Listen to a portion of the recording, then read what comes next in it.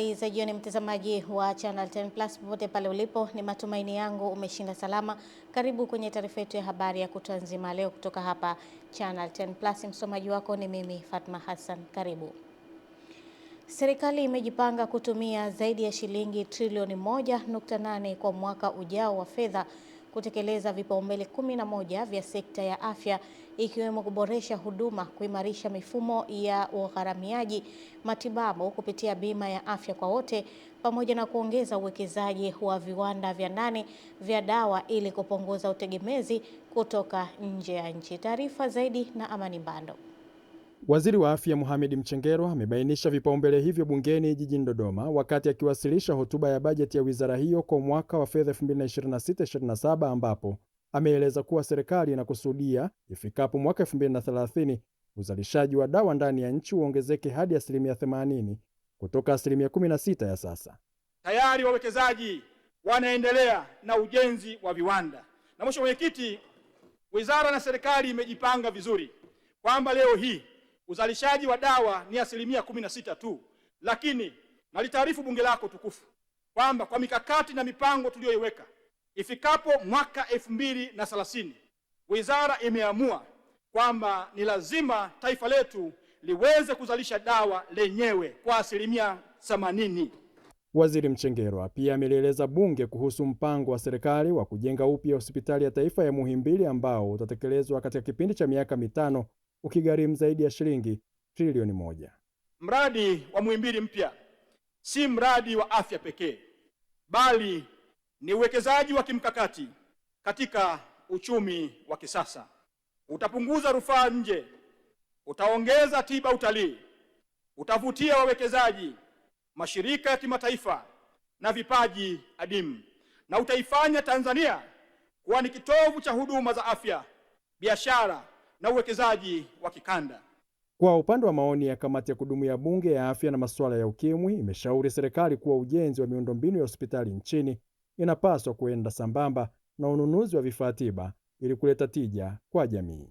Serikali itoe mtaji wa shilingi bilioni 300 kwa bohari kuu ya dawa MSD ili kuongeza ufanisi na kuboresha upatikanaji wa bidhaa za afya, kusaidia uwezekaji kwenye viwanda na kuongeza uwezo wa kuhifadhi bidhaa za afya kwa kujenga maghala ya kutosha.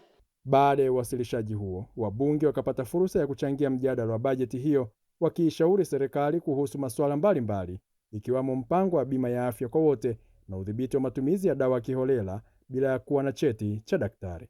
Kuhakikisha ya kwamba bima ya afya kwa wote inakuwa financed na vyanzo vinavyoeleweka vya mapato, ili tuwasaidie Watanzania maskini na watu wasio na kipato cha kutosha waweze kupata bima ya afya kwa wote.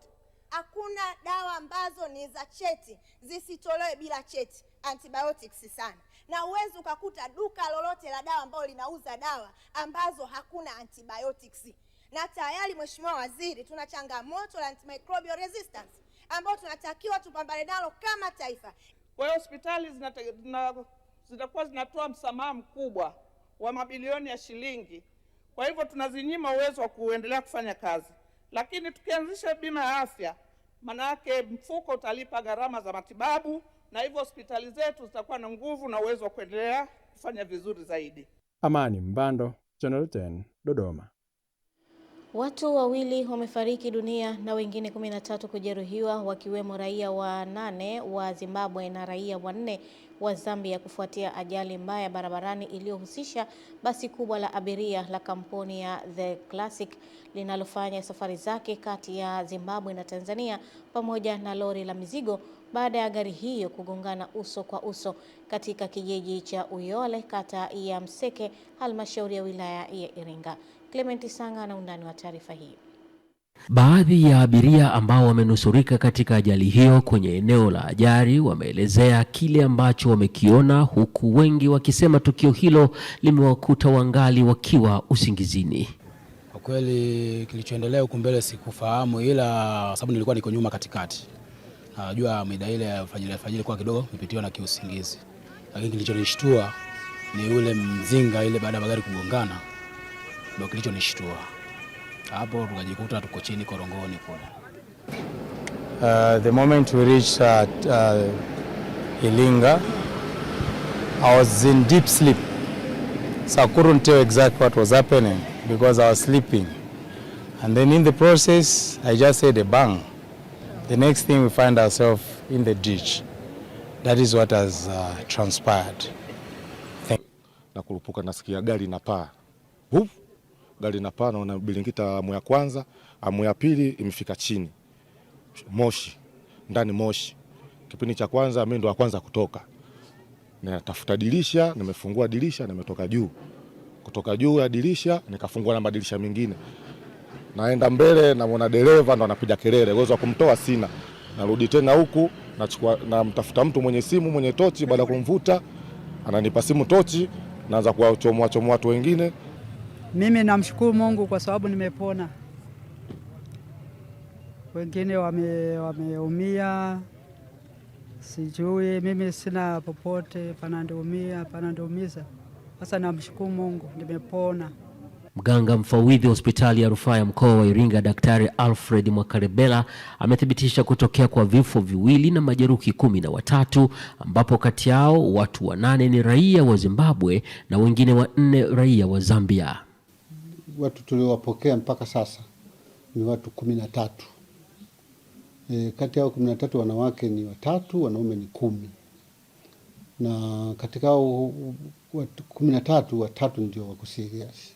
Mwanamke mmoja ambaye ana majeraha makubwa, mwanamke mmoja ambaye tena ni mjamzito, bahati mbaya amevunjika mgongo. Kutoka eneo hili la ajali, naitwa Clement Sanga. Jeshi la polisi mkoa wa Dodoma limefanikiwa kudhibiti vitendo vya uhalifu kwa kuwakamata watuhumiwa 109 waliofanya makosa mbalimbali ya jinai yakiwemo ya mauaji na ubakaji. Kutoka Dodoma, mwanahabari wetu Roda Simba anaarifu zaidi. Akizungumza na waandishi wa habari, kamanda wa polisi mkoa wa Dodoma, ACP Galusi Hiera, amebainisha kupatikana kwa mafanikio hayo yametokana na operesheni kabambe zinazoendeshwa na jeshi hilo. Katika operesheni hiyo, mnamo tarehe 4 mwezi wa 5 mwaka huu 2026 majira ya saa 3 usiku huko maeneo ya Msangalale, kata ya Dodoma Makulu, alikamatwa Arnold Lukama, miaka 28, mkazi wa Msangalale, anayetuhumiwa kwa kosa la mauaji. Katika tukio hili mwananchi mmoja ambaye alikutwa amewawa na mwili wake kutupwa kando ya reli, uchunguzi ulifanyika kwa haraka na hatimaye kubaini na kukamata mtuhumiwa huyo. Aidha, watuhumiwa wengine 22 wamekamatwa wakiwa na vitu mbalimbali ikiwemo mali zilizaniwazo kwa za wizi. Kamanda Hiera amesema kwa upande wa mafanikio ya kesi za mahakamani, jumla ya washtakiwa 37 wamehukumiwa vifungo mbalimbali na kupewa adhabu kutokana na makosa yao. Kutokana na makosa tofauti walioyatenda. Kati yao watuhumiwa 6 wa ubakaji, kifungo cha miaka 30 kila mmoja. Mtuhumiwa mmoja wa kosa la kuharibu miundombinu ya reli, kifungo cha miaka 20. Watuhumiwa 29 waliopatikana na dawa za kulevya miaka 30, pamoja na mtuhumiwa mmoja wa kosa la kujeruhi, kifungo cha miezi 6. Jeshi la polisi mkoa wa Dodoma limewataka wananchi kuendelea kushirikiana na vyombo vya dola kwa kutoa taarifa za uhalifu ili kusaidia mapambano dhidi ya matukio ya kihalifu nchini. Kutoka Dodoma, Roda Simba, Channel 10. Serikali imeidhinisha mtandao wa barabara mpya zenye urefu wa kilomita 985 katika wilaya ya Nyang'hwale mkoani Geita zitakazohudumiwa na wakala wa barabara mijini na vijijini TARURA. Tupate taarifa kamili. Meneja wa TARURA wilayani Nyang'hwale mhandisi John Msita ametoa taarifa hiyo kwenye kikao cha baraza la madiwani cha robo ya 3 ya mwaka wa fedha 2025-26. Tumefanikiwa kuidhinishiwa barabara mpya zenye urefu wa kilomita 985.28 zitakazohudumiwa na TARURA kwa mwaka 24-25. tumepokea jumla ya bilioni 1.383 ambayo ni sawa na 77.9. Kamati ya siasa tulizunguka kwenye miradi, tumeona utekelezaji mnavyofanya. Tulikupongeza sana mkurugenzi, sana tu, miradi imejengwa kwa kiwango. Pia nichukue fursa hii kuzishukuru taasisi za serikali, RUWASA, TANESCO na nyingine kwa namna ambavyo zinatenda kwa niaba ya serikali. Mwenyekiti wa halmashauri ya wilaya Nyang'hwale John Isaac amewaomba madiwani kuridhia halmashauri hiyo kutenga mfuko maalum wa mapato ya ndani kwa ajili ya kukarabati miundombinu ya barabara ambayo inahitaji matengenezo ya haraka. Kama tukiona mapato yetu yanaenda vizuri, kazi ambazo zilizopo, ukamilishaji wa maboma na maboma ambayo yamekushaandaliwa, kama yanakizi fedha, zile zinakizi fedha, tunabakiwa fedha, basi tutaangalia ni namna gani tunaweza kupeleka kwenye taasisi na maeneo ambayo tunaweza tukafungua barabara sisi wenyewe kama halmashauri. Tunaendelea pia kukusanya mapato na hadi April tulifanikiwa kukusanya kwa 87% sawa na bilioni 4.4. Kutoka Geita, mimi ni Mrisho Sadik. Rais wa Ufaransa Emmanuel Macron amekutana na Rais wa Kenya William Ruto mjini Nairobi, ikiwa ni sehemu ya ziara yake barani Afrika inayolenga kufufua uhusiano wa Ufaransa na Afrika baada ya miaka kadhaa. Mwanahabari wetu anatusimulia zaidi. Ziara hiyo inakuja wakati Ufaransa ikikabiliwa na changamoto ya kupungua kwa ushawishi wake katika baadhi ya nchi za Afrika Magharibi zilizokuwa makoloni yake ya zamani, ikiwa katika miaka hivi karibuni mataifa kama Mali, Burkina Faso na Niger yameondoa ushirikiano wa kijeshi na Ufaransa, huku yakielekea kushirikiana zaidi na Urusi. Katika mkutano huo, Rais wa Kenya William Ruto amesema Nairobi inalenga kutumia fursa hiyo kuvutia wawekezaji wa Ufaransa kupitia soko huru la biashara barani Afrika, pamoja na kushinikiza mageuzi ya mfumo wa kifedha duniani ili kusaidia nchi za Afrika zinazokabiliwa na madeni makubwa. Katika ziara hiyo, Macron atahudhuria mkutano wa siku 2 ulioanza leo Jumatatu, ambao mkutano huo umewakutanisha viongozi wa Afrika na wakurugenzi wa biashara mwaka mmoja kabla ya muhula wake kufikia mwisho. Hata hivyo, Macron amewasili Kenya akitokea Misri katika ziara ambayo anatarajiwa pia kuelekea Ethiopia, huku ofisi ya Macron ikisema mkutano huo utajikita katika ustawi wa kiuchumi na uwekezaji miongoni mwa masuala mengine. Esther Mtebe, Channel 10+. Asante Esther Mtebe kwa taarifa hiyo. Jumuiya ya wanawake ya Chama cha Mapinduzi UWT wilaya ya Kibaha mjini wameshauriwa kuacha makundi na majungu, badala yake wapendane, washirikiane ili kujenga jumuiya hiyo. Margaret Malisa anaarifu zaidi. Wito huo umetolewa na katibu wa UWT mkoani Pwani Aziza Omari wakati wa hafla ya tathmini ya ziara ya UWT iliyofanyika katika kata zote za Kibaha mjini. Sisi ni viongozi, haipendezi tukakaa tukaanza kusemana kule nje, haifurahishi. Umemwona mwenzako anaenda tofauti, mwite, kaeni mezani, zungumzeni. Ndio kanuni yetu ya UWT na katiba ya Chama cha Mapinduzi inatuelekeza huko. Awali, mwenyekiti wa UWT wilaya ya Kibaha mjini Elina Mgonja alikemea baadhi ya wanawake kuendeleza majungu ndani ya jumuiya hiyo na kuwataka kudumisha mshikamano kwa maendeleo ya UWT. Kushangaa sasa watu bado wanaanza kupanga safu za mwenyekiti wa kata, wanapanga safu za katibu wa kata.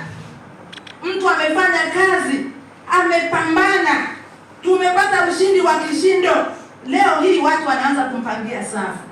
Mimi nimesema kwenye uongozi wangu hilo nitalikemea, nitalisemea, na nikiona linanilemea nitalileta kwenu kwa wakubwa. Katika hatua nyingine, UWT walitoa vyeti vya pongezi kwa wanahabari kutoka vyombo mbalimbali, hususan kampuni ya MGL kwa mchango mkubwa katika kuhabarisha umma kuhusu utekelezaji wa ilani ya CCM. Shukrani za pekee ziwaendee wanahabari walioshiriki nasi mwanzo wa ziara ya mwenyekiti wa UWT wilaya na mjumbe wa kamati ya siasa wilaya ndugu Elina Mgonja. Anayefuata ni dada yetu Margaret Solomon Malisa.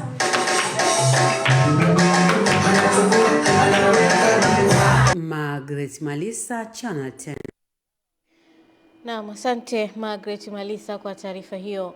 Wilaya ya Tunduru imeendelea kushuhudia kasi mpya ya maendeleo baada ya serikali kuingiza zaidi ya shilingi bilioni 2.9 kwa ajili ya utekelezaji wa miradi 7 ya maji inayotarajiwa kunufaisha vijiji 11, huku viongozi wakisisitiza usimamizi madhubuti wa miradi hiyo ili wananchi waaze kupata huduma bora kwa wakati. Taarifa ya Yusuf Kayanda kutoka Tunduru inafafanua zaidi. Akiongea na madiwani, wakuu wa idara pamoja na watendaji wa ngazi za kata katika mkutano wa kawaida wa baraza la madiwani la halmashauri ya wilaya Tunduru, mkuu wa wilaya hiyo Dennis Masanja pamoja na mbunge wa jimbo la Tunduru Kusini wamesema serikali imeendelea kutoa fedha nyingi kwa ajili ya utekelezaji wa miradi ya maendeleo, lakini baadhi ya miradi hiyo imekuwa ikisuasua kutokana na usimamizi hafifu licha ya fedha kuendelea kutolewa na serikali. Ingekuwa zamani ungesema tunasubiri pesa kutoka serikali, lakini serikali itatoa fedha. Sasa kwa nini watu wanashindwa kusimamia miradi hiyo? Kama watumishi hawawezi kusimamia, basi tuondoe mkurugenzi ili tuolete ambao watatusaidia kusimamia miradi. Sasa kitu ambacho kinaumiza kwa sababu ya usimamizi ambao hauko sawasawa, tunajikuta sisi miradi yetu inasuasua, wenzetu wanakwenda, na ndio maana unakuta una mradi mmoja miaka mitatu, wenzako wameshapewa miradi miwili, wewe bado unao ule ule. Awali mwenyekiti wa halmashauri ya wilaya Tunduru Saif Dauda amesema halmashauri imefanikiwa kukusanya zaidi ya shilingi bilioni 7.8 sawa na asilimia 87.79 ya makusanyo ya mapato ya ndani katika kipindi cha robo tatu ya bajeti ya mwaka wa fedha 2025-2026, hatua inayotajwa kuendelea kuchochea utekelezaji wa miradi ya maendeleo pamoja na kuboresha huduma za afya, elimu, maji kwa wananchi. Ndugu wajumbe, kwa kipindi cha robo ya tatu halmashauri imeendelea kusimamia na kutekeleza ujenzi wa miradi mbalimbali ya maendeleo ikiwemo pamoja na ujenzi, ukamilishaji na ukarabati wa miundombinu mbalimbali katika sekta ya afya, elimu, maji na utawala. Na hii imeleta matokeo. Muda sio mrefu tutapata fedha kwa ajili ya kukamilisha hii miradi, na kwa jitihada zao nafikiri muda sio mrefu tutapata fedha ili tuweze kukamilisha miradi hii. Yusuf Kayanda, Channel 10, Ruvuma. Mashambulizi mawili yametokea katikati mwa Mali yakihusisha makundi ya itikadi kali yenye mafungamano na Al-Qaeda na kusababisha vifo vya watu zaidi ya 30 katika vijiji vya Korikori na Gomosogu, huku mamlaka za kijeshi zikifanya msako kwa wanaoshukiwa ambao ni wanasiasa wa upinzani na maafisa kadhaa wa kijeshi ambao wanaendelea kukamatwa kuhusiana na mashambulizi hayo. Mwendesha mashtaka wa umma katika mahakama ya kijeshi ya Bamako ametangaza uchunguzi umefunguliwa na kusema kwamba wanajeshi na raia waliohusika katika mashambulizi ya Aprili 25 ni askari na raia 19 wa Mali pamoja na mwanasheria na mwanasiasa mashuhuri Montoga Tall, ingawa ndugu zake wamekanusha madai hayo. Mwanajeshi wa zamani amedai kwamba Montoga Tall amekuwa mtu muhimu katika kuandaa mashambulizi, huku chama cha wanasheria wa Mali kikitaka kuachiliwa kwa Tall mara moja, ambapo taarifa zinasema mji wa Kidal na kambi muhimu ya kijeshi ya Tessalit iliweza kudhibitiwa na waasi hao, huku wakizuia barabara nyingi zinazoelekea katika mji mkuu wa Bamako.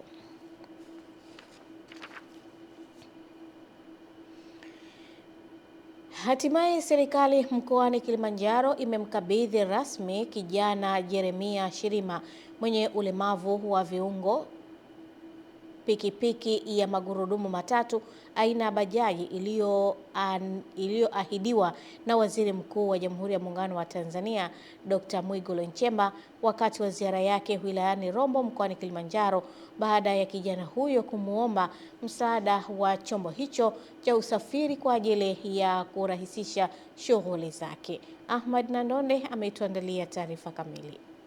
Kazi na utu, neno linalobeba tafsiri na dhamira ya dhati inayomgusa na kumjali moja kwa moja mwananchi wa hali ya chini.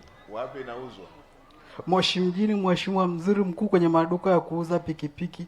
Moshi mjini? Ndiyo. Nani unayemwamini akakuchukulia leo? Itakumbukwa kuwa hivi karibuni akiwa ziarani wilayani Rombo mkoani Kilimanjaro, Waziri Mkuu Daktari Mwigulu Nchemba alitoa neno la matumaini ambalo leo limerejesha tabasamu kwa kijana huyo. Nani unayemwamini akakuchukulia? Niko na mdogo wangu, Mheshimiwa Waziri Mkuu. Haya, mlete aondoke na msafara akakuchukulia. Anaitwa Thomas. Tom yuko wapi? Haya, katibu, peaneni mawasiliano, tutakapoondoka mpeni lifti kwenye msafara, aende arudi na bajaji ya huyu ndugu yetu. Hapa tunashuhudia mkuu wa mkoa wa Kilimanjaro Nurdin Babu akimkabidhi kijana Shirima bajaji ikiwa na usajili na umiliki kamili.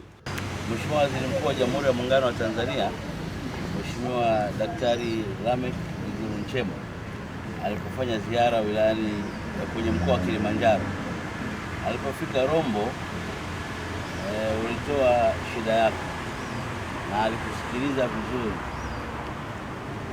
Alipomaliza kukusikiliza, shida yako ilikuwa wewe ni unapata ulemavu, kwa hiyo ulikuwa unaomba kitu cha kukusaidia maisha. Alikuuliza unataka nini? Sema, Mheshimiwa Waziri Mkuu, kunisaidia bajaji itanisaidia kwenye maisha yangu. Mheshimiwa Waziri Mkuu hakusita, pale pale akasema anakupatia bajaji. Bajaji hii ilipatikana, lakini kwa sababu ya taratibu tutaka tukamilishe ili ukipewa usipate usumbufu. Hiyo imekamilika, ikiwa na jina lako na umepata TIN namba na namba ya bajaji yako. Kwa hiyo naomba kwa niaba ya Mheshimiwa Waziri Mkuu wa Jamhuri ya Muungano wa Tanzania, Mheshimiwa Daktari Lameck Mwigulu Nchemba, leo nina furaha kukabidhi bajaji mpya ili sasa iende kusaidie kama ulivyokuwa umemwambia. Ndio. Kwa hiyo kwa niaba ya Mheshimiwa Waziri Mkuu naomba nikukabidhi bajaji yako. Nashukuru sana. Haya, asante sana. Haya, asante. Haya. Akiwa mwenye uso wa furaha, kijana huyo akatoa shukrani za dhati kwa serikali kufuatia msaada huo. Barikiwe sana kwa moyo wake wa huruma, maana naona sasa hivi amenirudishia tumaini tena la kuendelea kuishi. Maana kama mnavyoniona nimepooza na bajaji nimeomba kwa ajili ya kuhudhuria kliniki kwa ajili ya mazoezi na kuweza kumsaidia kutoka sehemu moja kwenda sehemu nyingine. Nashukuru sana Mheshimiwa Waziri Mkuu, alisikia kilio changu na leo furaha yangu naona imetimia. Nikiripoti kutoka hapa katika ofisi za mkuu wa mkoa wa Kilimanjaro, mimi ni Ahmad Nandonde, Channel 10.